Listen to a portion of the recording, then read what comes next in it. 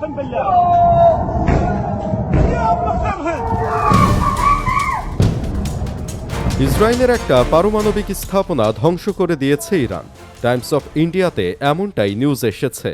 সবচেয়ে ভয়াবহ ব্যাপার, এই যুদ্ধ বন্ধের আহ্বান কে কার কাছে করবে তার কোনো পথ খোলা রাখেনি আমেরিকা এবং ইসরায়েল। কারণ ইরানের উচ্চ পর্যায়ের সকল নেতাকে তারা হত্যা করেছে। এখন পরিস্থিতি এমন যে না পারছে কাউকে বলতে, না পারছে সইতে। ইরানের রেভলিউশন গার্ড চোখ বন্ধ করে সামনে চালিয়ে যাচ্ছেন যুদ্ধ। Iran mosaic defence system active করেছে এমন দাবি ঘুরে বেড়াচ্ছে বিশ্লেষণ মহলে। বিষয়টা খুবই সংবেদনশীল, কারণ মোজাইক ডিফেন্স মানে কেন্দ্রীয় কমান্ড ভেঙে দিয়ে যুদ্ধকে ছড়িয়ে দেওয়া, ছোট ছোট ইউনিটে বিভক্ত করা, যেন শীর্ষ নেতৃত্ব ধ্বংস হলেও লড়াই থেমে না যায়।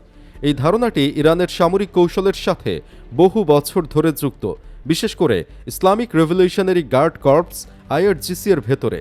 তাদের কৌশল হল বিকেন্দ্রীভূত কমান্ড, স্থানীয় পর্যায়ে দ্রুত সিদ্ধান্ত এবং অ্যাসিমেট্রিক ওয়ারফেয়ার, অর্থাৎ শত্রুর প্রযুক্তিগত শক্তির মোকাবেলা করা হবে অপ্রত্যাশিত, ছড়িয়ে থাকা এবং একযোগে আঘাতের মাধ্যমে।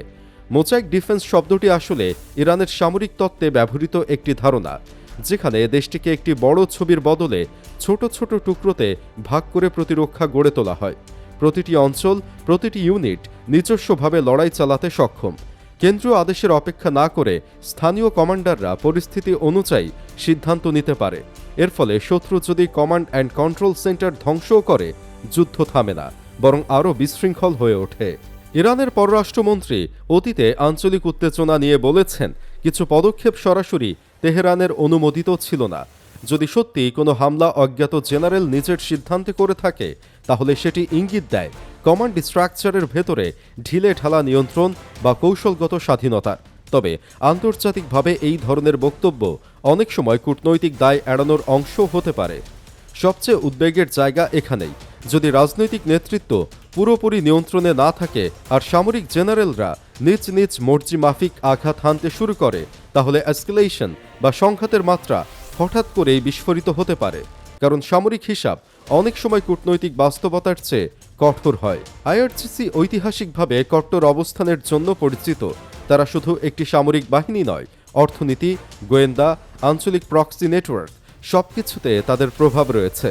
সাবেক সর্বোচ্চ নেতা আলী খামেনি বহু বছর ধরে এই কাঠামোর ওপর ভারসাম্য বজায় রেখেছিলেন।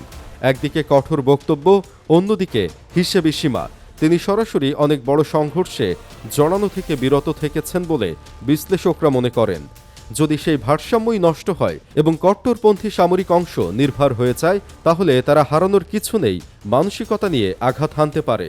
এটাই ডেঞ্জারাস এসকেলেশন, কারণ তখন লক্ষ্য শুধু প্রতিরোধ নয়, প্রতিপক্ষকে সর্বোচ্চ ক্ষতি করা। এই পরিস্থিতিতে পুরো অঞ্চল বার্ন ডাউন হওয়ার আশঙ্কা তৈরি হয়। ইরান সরাসরি ইসরায়েলকে টার্গেট করতে পারে, একই সাথে উপসাগরীয় মার্কিন ঘাঁটি, শিপিং লেন, এমনকি আঞ্চলিক মিত্রদেরও। পাল্টা আঘাতে ইসরায়েল ও যুক্তরাষ্ট্র আরও গভীর হামলা চালাতে পারে। এক পর্যায়ে যুদ্ধ শুধু দুই দেশের মধ্যে সীমাবদ্ধ থাকবে না, জড়িয়ে পড়তে পারে লেবানন, সিরিয়া, ইরাক, ইয়েমেন। তবে গুরুত্বপূর্ণ বিষয় হল, এখনও পর্যন্ত আন্তর্জাতিক পর্যায়ে স্পষ্ট প্রমাণ নেই যে রাজনৈতিক নেতৃত্ব পুরোপুরি নিয়ন্ত্রণ হারিয়েছে। যুদ্ধের সময় অনেক তথ্যই মনস্তাত্ত্বিক চাপ তৈরির জন্য ছড়ানো হয়। তবুও যদি বিকেন্দ্রীভূত মোজাইক কৌশল পূর্ণ মাত্রায় কার্যকর হয়, তাহলে এটি হবে নিয়ন্ত্রণহীন বহুমুখী সংঘাত, যেখানে কেন্দ্র নেই, সীমা নেই, আর প্রতিটি আঘাত নতুন আঘাত ডেকে আনে। এটাই সবচেয়ে বিপজ্জনক দিক। যুদ্ধ তখন আর কৌশল থাকে না, হয়ে যায় প্রতিশোধের চক্র।